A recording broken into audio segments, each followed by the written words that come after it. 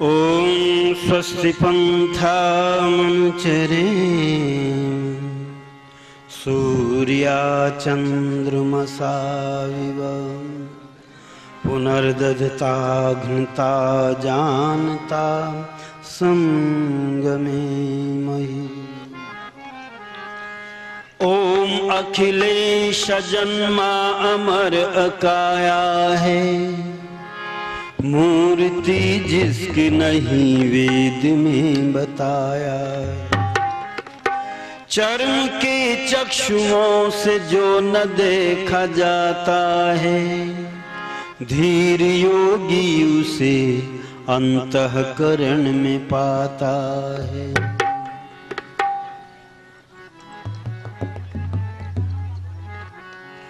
प्रभु का करो कीर्तन सुख मिलेगा, प्रभु का करो कीर्तन सुख मिलेगा।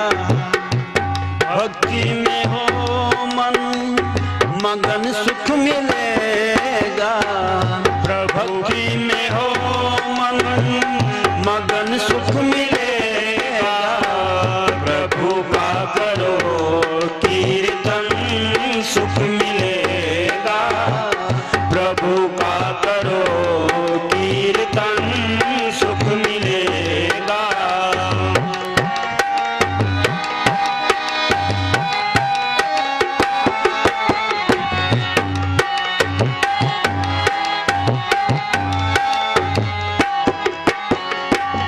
करो कीर्तन उसका कीर्ति हो जिसकी, करो कीर्तन उसका कीर्ति हो जिसकी।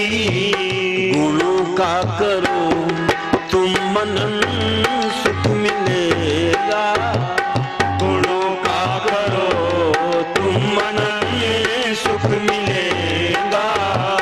प्रभक्ति में हो मन मगन सुख मिलेगा, भक्ति में हो मन मगन सुख मिलेगा।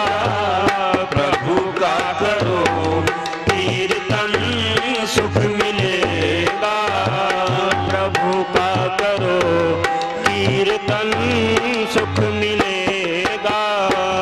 सकल विश्व के काम करे विश्वकर्मा, सकल विश्व के काम करे विश्वकर्मा।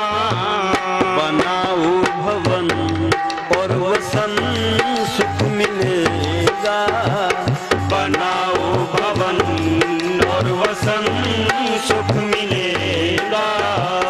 प्रभक्ति में हो मन मगन सुख मिलेगा, प्रभु का करो कीर्तन सुख मिलेगा, प्रभु का करो कीर्तन सुख मिलेगा। भरण पोषण विश्वंभर सकल जग का करता, भरण पोषण विश्वंभर सकल जग का करता। आओ खिला कर भोजन सुख मिलेगा, आओ खिला कर भोजन सुख मिलेगा। प्रभक्ति में हो मन मगन सुख मिलेगा, भक्ति में हो मन मगन सुख मिलेगा। प्रभु का करो कीर्तन सुख मिलेगा, प्रभु का करो कीर्तन सुख मिलेगा। प्रभु ने दिया सब कुछ दया उसकी हम पर, प्रभु ने दिया सब कुछ दया उसकी हम पर। किसी का न धन कर हरण सुख मिलेगा, किसी का न धन कर हरण सुख मिलेगा। प्रभक्ति में हो मन मगन सुख मिलेगा।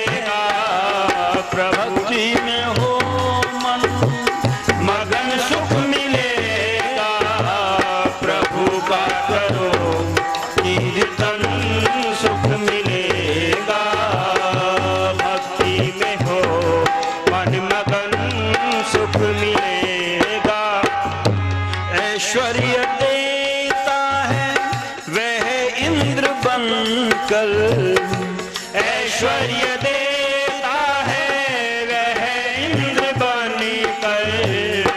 ऐश्वर्य वर्धन करो सुख मिलेगा, ऐश्वर्य वर्धन करो सुख मिलेगा। भक्ति में हो मन मगन सुख मिलेगा, भक्ति में हो मन मगन सुख मिलेगा। प्रभु का करो कीर्तन सुख मिलेगा, प्रभु का करो कीर्तन सुख मिलेगा। शंकर है वो सबका कल्याण करता, शंकर है वो सबका कल्याण करता। किसी का दुखा वो न मन सुख मिलेगा, किसी का दुखा वो न मन सुख मिलेगा। प्रभु की में हो मन मगन सुख मिलेगा, भक्ति में हो मन मगन सुख मिलेगा। प्रभु का करो कीर्तन सुख मिलेगा, प्रभु का करो कीर्तन सुख मिलेगा। वह सब विकारों से है दूर रहता, वह सब विकारों से है दूर रहता। बचा लो विकारों से मन सुख मिलेगा, बचा लो विकारों से मन सुख मिलेगा। प्रभु में हो मन मगन सुख मिलेगा, भक्ति में हो मन मगन सुख मिलेगा। प्रभु का करो कीर्तन सुख मिलेगा, प्रभु का करो कीर्तन सुख मिलेगा।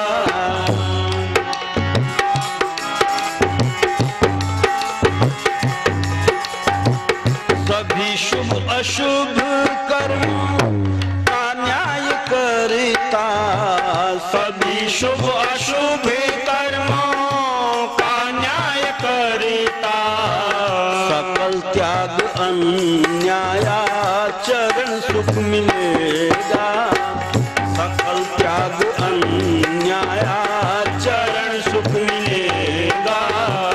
प्रभक्ति में हो मन मगन सुख मिलेगा, भक्ति में हो मन मगन सुख मिलेगा। प्रभु का करो कीर्तन सुख मिलेगा, प्रभु का करो कीर्तन सुख मिलेगा। रुलाता है सबको उसे रुद्र कहते, रुलाता है सभी को उसे रुद्र कहते। दुष्टों का तू कर दमन सुख मिलेगा, दुष्टों का तू कर दमन सुख मिलेगा। भक्ति में हो मन मगन सुख मिलेगा, भक्ति में हो मन मगन सुख मिलेगा। प्रभु का करो कीर्तन सुख मिलेगा, प्रभु का करो कीर्तन सुख मिलेगा। पढ़ो काव्य प्रभु का कवि वह कहाता, पढ़ो काव्य प्रभु का कवि वह कहाता। नरेश गाओ प्रभु का भजन सुख मिलेगा, नरेश गाओ प्रभु का भजन सुख मिलेगा। प्रभक्ति में हो मन मगन सुख मिलेगा, भक्ति में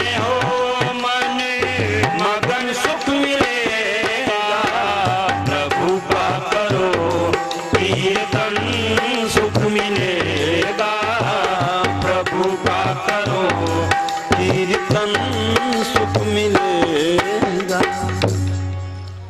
आदरणीय उपस्थित हुए आर्यभद्र पुरुषों, सम्मान की मात्र शक्ति, उपस्थित विद्वान मंडल, अभी मैंने गीत आपके सामने रखा, प्रभु का करो कीर्तन सुख मिलेगा। लेकिन पहले ये जानना पड़ेगा कीर्तन कहते किसको है। ऋषि दयानंद जी महाराज से पूछा, महाराज परमात्मा का कीर्तन करें तो क्या परमात्मा खुश हो जाएगा? तो ऋषि दयानंद कहते, गुण कीर्तन श्रवण करने से उसके प्रति प्रीति बढ़ती है, प्रेम बढ़ता है। लेकिन कीर्तन किसको कहते हैं? लोगों ने कीर्तन के नाम पर क्या करना शुरू कर दिया। अच्छा, मैं आपसे पूछना चाहता हूं, यदि कोई आपके पिताजी को कहे इनके पिताजी बहुत अच्छे चोर थे और चोरी करते कभी पकड़े नहीं गए और लाखों लाखों रुपए की चोरी एक दिन में कर लेते थे, तो आप उनका कीर्तन कर रहे हो? क्यों जी, कीर्तन है ना ये। पता चला कीर्तन उसको कहते हैं जिससे कीर्ति बढ़ती है, यश बढ़ता है। जिन कर्मों को करने से कीर्ति बढ़ा करती है उनको हमारे यहाँ कीर्तन कहा गया कि जिन कर्मों से कीर्ति बढ़ती हो खुशमन, उनको कहना और करना कहलाता कीर्तन। तो परमात्मा के गुणों से हम कीर्तन करें और जब परमात्मा के गुणों को बार बार कहेंगे तो हम उस परमात्मा के प्रति प्रेम पैदा करेंगे अपने हृदय में और उन गुणों को जीवन में धारण करने का प्रयत्न करेंगे। इसलिए ऋषि दयानंद जी महाराज परमात्मा का एक विशेषण देते हैं, वह परमात्मा निर्विकार है, उसके अंदर कोई विकार नहीं है। पर जीवात्मा भी निर्विकार है, पर इसका संबंध किससे रहता? प्रकृति से, और प्रकृति विकारों वाली है। तो जब जीवात्मा इस शरीर को धारण करता है तो जब जब प्रकृति में विकार आते हैं वही विकार हमारे जीवन में भी आने प्रारंभ हो जाते हैं। इसलिए हम निर्विकार नहीं रह पाते, हम विकारों वाले हो जाते हैं। तो ऋषियों ने कहा, देखो प्रकृति के अंदर गुण और दोष दोनों हैं। आप देखना ध्यान से, गुण भी मिलेंगे और दोष भी मिलेंगे। अच्छा, आप शक्कर खाते हैं तो शक्कर खाने में मीठी लगती है या कड़वी लगती है? मीठी लगती है। बच्चा भी बड़े चाव से खाता है, जवान भी बड़े चाव से खाता है, बूढ़ा भी बड़े चाव से खाता है। पर शक्कर को हम जब ज्यादा खाते हैं तो क्या हो जाता है? शुगर की बीमारी हो जाती है। पता चला उसमें गुण है मिठास, लेकिन दोष है शुगर की बीमारी पैदा कर देती है। करेला कैसा लगता है? खाने में कड़वा, देखने में कोढ़ी। किसी को कहो लो करेला खाओ, कहने लगे भाई ये नहीं खाया जाता। पता चला करेला खाने को बच्चे भी तैयार नहीं होते, पर उसमें गुण भी है। जब शुगर की बीमारी हो जाती है तो करेले को खाना पड़ता है, वह शुगर की बीमारी को ठीक कर देता है। इसलिए तुलसीदास जी महाराज ने लिखा, गुण और दोष दोनों होते हैं। पर हम कीर्तन किनका करें? कहते हैं गुणों को बार बार कहोगे तो वो गुण तुम्हारे जीवन में आने प्रारंभ हो जाएंगे, और यदि दोषों को बार बार कहोगे तो उसके प्रति अश्रद्धा पैदा हो जाएगी। पर हमने कीर्तन के नाम पर क्या कहना शुरू किया? गली गली में मच गया शोर, आया आया माखन चोर। अच्छा बताओ, कीर्तन किया हमने या अकीर्तन किया? पहले ये जानना पड़ेगा कीर्तन किसको कहते हैं। अच्छा, मैं आपसे पूछना चाहता हूं, एक गीत आपने सुना होगा, रेडियो पर टीवी पर आता है, तेरा छोरा जवान हुई गया कि मां मेरी शादी करा दी। अच्छा बताओ, ये कीर्तन है कि नहीं? क्यों जी, कीर्तन नहीं है। लेकिन एक गीत और सुना होगा, बड़ी बड़ी भागवत कथाओं में गाया जाता है, रेडियो पर टीवी पर भी आता है। ब्रज की छोरी से, राधिका गोरी से, मैया करा दे मेरो ब्याह। अच्छा बताओ, इस गीत में और उस गीत में क्या अंतर है? क्यों जी, है कोई अंतर? दोनों गीत एक जैसे हैं, पर एक को हम कीर्तन कहते हैं और एक को बदमाशी का गीत कहते हैं। क्योंकि लोगों ने गाना शुरू कर दिया, जिस भजन में राम का नाम ना हो उस भजन को गाना ना चाहिए। अब राम जिस गीत में आ जाए, लोगों ने गाना शुरू कर दिया, राम तेरी गंगा मैली हो गई, पर ये पता नहीं कौन सी गंगा को कहा जा रहा है। गा रहे हैं लोग, राम का नाम आ गया। जिस गीत में राम और कृष्ण का नाम लोगों ने जोड़ दिया, लोगों ने सोचा ये कीर्तन है, ये भगवान की भक्ति का गीत है। पर ध्यान रखना, गुण और दोष मनुष्य के अंदर रहते हैं, पर हमें गुणों का कीर्तन करना चाहिए। ऋषियों ने कहा, यदि तुम अपने जीवन को अच्छा बनाना चाहते हो तो दूसरों के गुणों को देखो और अपने अवगुणों को देखो, और यदि दूसरों का सुधार करना चाहते हो तो अपने गुणों को देखो और दूसरों के अवगुणों को देखो। इसलिए संसार के अंदर गुण और दोष सब जगह पाए जाएंगे, पर अंतर क्या है? एक अवगुण मनुष्य के जीवन में आ जाता है तो उसके जीवन का विनाश होना प्रारंभ हो जाता है। कि सब में कोई ना कोई दोष रहा, सब में कोई ना कोई दोष रहा, एक प्रभु ही निर्दोष रहा, सब में कोई ना कोई दोष रहा, सब में कोई ना कोई दोष रहा, एक प्रभु ही दोष रहा, सब में कोई ना कोई दोष रहा, सब में कोई ना कोई दोष रहा।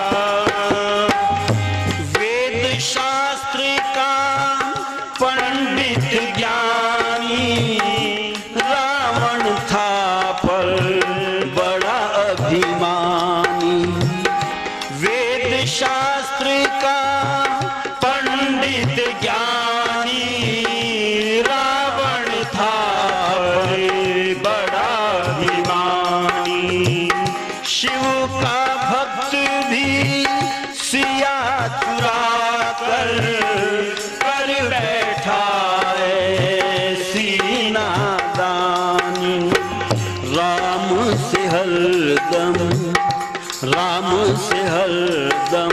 रोष रहा, एक प्रभु ही दोष रहा, सब में कोई ना कोई दोष रहा, सब में कोई ना कोई दोष रहा, एक प्रभु ही दोष रहा, सब में कोई ना कोई दोष रहा, सब में कोई ना कोई दोष रहा, एक प्रभु ही निर्दोष रहा, सब में कोई ना कोई।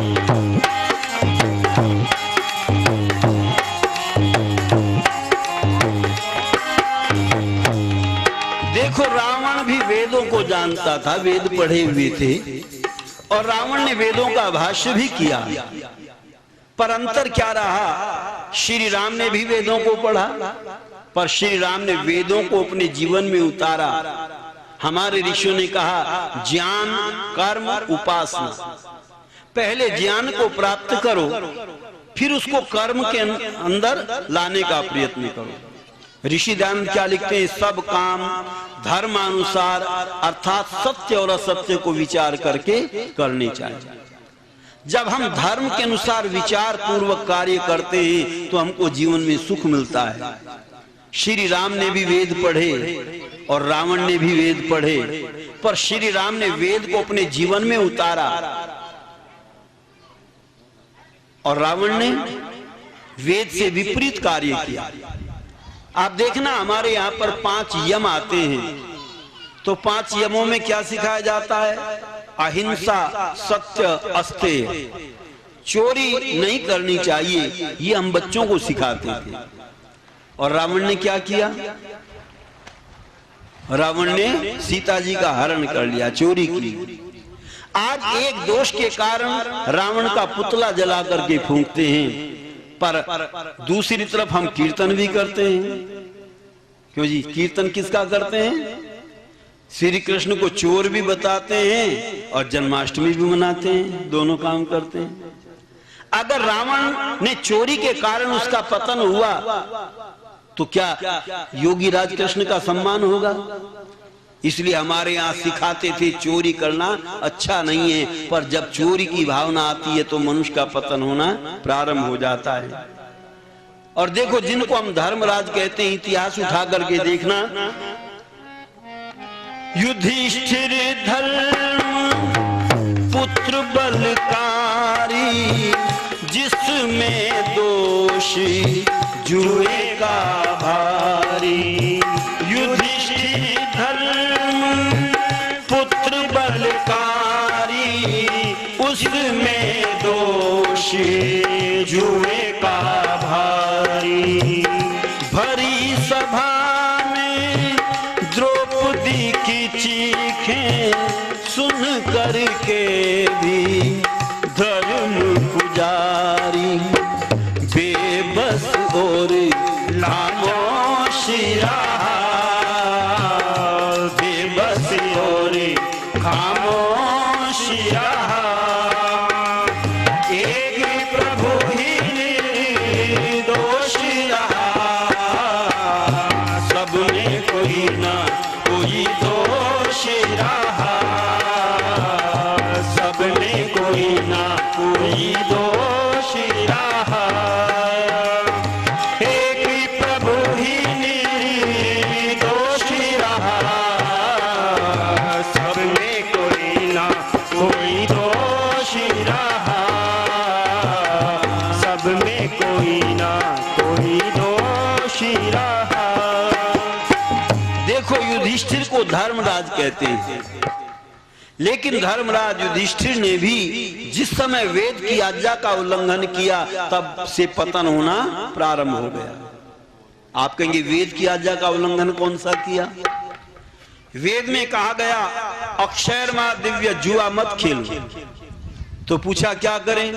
कृषि मित कृषस्व, तुम खेती करो। हमारे यहाँ खेती करने को सबसे उत्तम काम कहा गया, पर दुर्भाग्य इस देश का रहा कि हमने खेती को प्राथमिकता नहीं दी। आज सरकार बड़े बड़े कल कारखाने लगवा रही है, और हमारे उत्तर प्रदेश का जो पश्चिमी भाग है, जहां सोना उगलने वाली जमीन है, जहां 24 घंटे ट्यूबवेल चलाओ पानी खत्म नहीं होता, उस भूमि में बड़ी बड़ी फैक्ट्रियां लगाई जा रही हैं। और मैंने राजस्थान में, मध्य प्रदेश में भी कुछ ऐसी जगह देखी जहां एक दाना पैदा नहीं होता, वहां कोई फैक्ट्री नहीं। पता चलता है ये विदेशी नीति है। भारत की जो उपजाऊ जगह है उसको फैक्ट्रियों में घेरा जा रहा है, जिससे भारत के अंदर अनाज की कमी पड़ जाए, अन्न की कमी पड़ जाए। पर हमारे यहाँ ऋषियों ने लिखा था, उत्तम खेती मध्यम बान, निषिद्ध चाकरी भीख निधन। खेती जो है सबसे उत्तम है, और वेद में भी खेती करने की बात कही। एक नौजवान मुझसे कहने लगा, क्यों जी ये वेद में कोई अकल की बात कही है, खेती करो। खेती करने से क्या मिलता है? अरे लोग बीड़ी की दुकान खोलते हैं, थोड़े दिनों में कार में घूमने लगते हैं, और किसान मर जाता है खेती करते करते, एक मकान नहीं बना पाता। तो खेती करने से क्या मिला? हमने कहा खेती करने से क्या मिलता है, ये जरा बुद्धि से बैठ करके सोचो। तुम फैक्ट्री लगा करके नोट तो इकट्ठे कर सकते हो, पर क्या कोई ऐसी फैक्ट्री भी लगा सकते हो जिसमें ऊपर से नोट डाले जाएं और नीचे रोटी बन करके तैयार होकर निकल जाए? क्यों जी ऐसी लगा सकते हो फैक्ट्री कोई? तो कहा ऐसी कोई फैक्ट्री नहीं लगा पा।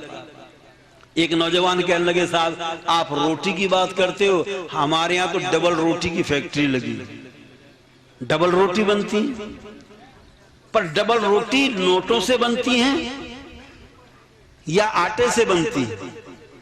बनती तो आटे से है, नोटों से नहीं बनती। मैं कह रहा हूं नोट डाले जाएं ऊपर से और नीचे रोटी बन करके तैयार होकर के निकले। पता चला नोटों से कभी किसी की पेट नहीं भरा है, नोटों से किसी की भूख नहीं भागती। जो अंबानी परिवार है इस समय पहले नंबर पर बताते हैं भारत के अंदर, उनसे पूछो क्या तुम प्रसन्न हो, तुम्हें और धन की आवश्यकता नहीं है? वो भी आलू बेच रहे हैं, सब्जी बेचने की दुकान खोल रहे हैं रिलायंस वाले, थोड़े दिनों में कूड़ा कचरा उठाने की भी खोल लेंगे। पता चला उनको पैसा चाहिए, कुछ भी करना पड़े पैसा। इसलिए विद्वानों ने लिख दिया न वित्तेन तर्पणियो मनुष्य, धन से मनुष्य की तृप्ति नहीं होती। आप कहेंगे फिर तृप्ति किस चीज से होती है? एक व्यक्ति को भोजन कराने के लिए बैठो, 2 रोटी रखो, 4 रखो, 8 रखो, और जब वो मना कर दे और इच्छा नहीं है तो भी 1-2 रोटी जबरदस्ती रख दो, तब हाथ जोड़ करके कहता बस जी अब तो तृप्त हो गए, अब और इच्छा नहीं है।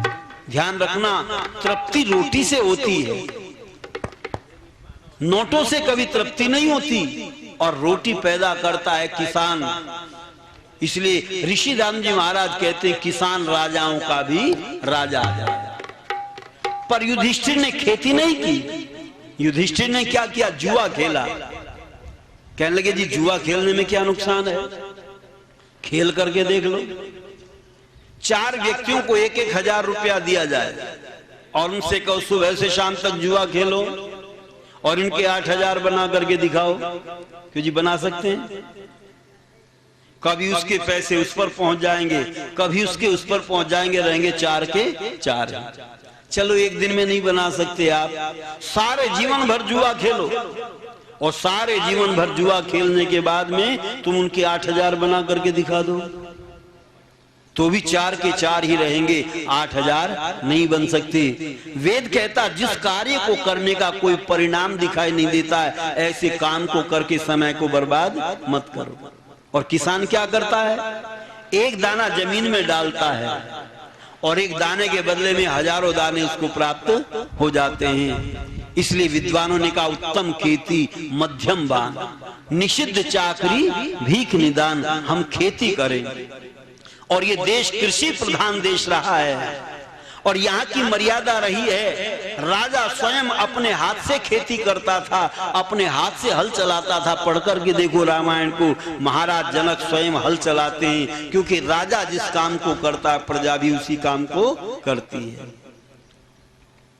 आपने देखा होगा कुछ लोग पौधे लगाते हैं, नेता लोग आते हैं पौधारोपण वृक्षारोपण करेंगे, वो कुछ नहीं करते, गड्ढा और लोग खोदते हैं, खाद और लोग ला करके डालते हैं, वो केवल पेड़ रख करके उसमें और हाथ लगा करके फोटो खिंचवा देते हैं। पता चला यदि नेता को लोग अखबार में पौधा लगाते देखेंगे तो प्रजा भी क्या करेगी? पौधे लगाएगी। बड़ा व्यक्ति जिस काम को करता छोटे व्यक्ति भी उसी काम को करते हैं। लोग बड़ों की बात मानते हैं। एक बार एक मुनीम जी से कह दिया सेठ जी ने, मुनीम जी तुम्हारी पत्नी विधवा हो गई। अब ये रोने लगे बैठ करके। पड़ोसी आए, पड़ोसियों ने पूछा क्या बात है मुनीम जी क्यों रो रहे हो? कि मेरी पत्नी विधवा हो गई। कहने लगे मूर्ख हो, पागल हो, बदतमीज हो, अरे तुम जीवित बैठे हो तो तुम्हारी पत्नी विधवा कैसे हो सकती है? ये चुप हो गए। हाँ बात तो तुम्हारी ठीक है, जब तक मैं जीवित हूं तब तक मेरी पत्नी विधवा नहीं हो सकती। पर थोड़ी देर के बाद फिर रोने लगे। पूछा अब क्या परेशानी आ गई, अब क्यों रोते हो? कहते हैं बात तो तुम्हारी भी ठीक है, मेरी पत्नी विधवा नहीं हो सकती, पर सेठ जी भी बड़े आदमी को झूठ थोड़ा ही बोल रहे हो। इसलिए लोग बड़ों की बात मानते हैं। जब राजा खेती करता था तो प्रजा भी खेती करती थी, पर राजा ने कहा कि नहीं, खेती करने से कुछ नहीं मिलता। याद रखना थोड़े दिनों के बाद वो स्थिति आने वाली है, लोगों के पास में नोट तो होंगे पर रोटी नहीं होगी।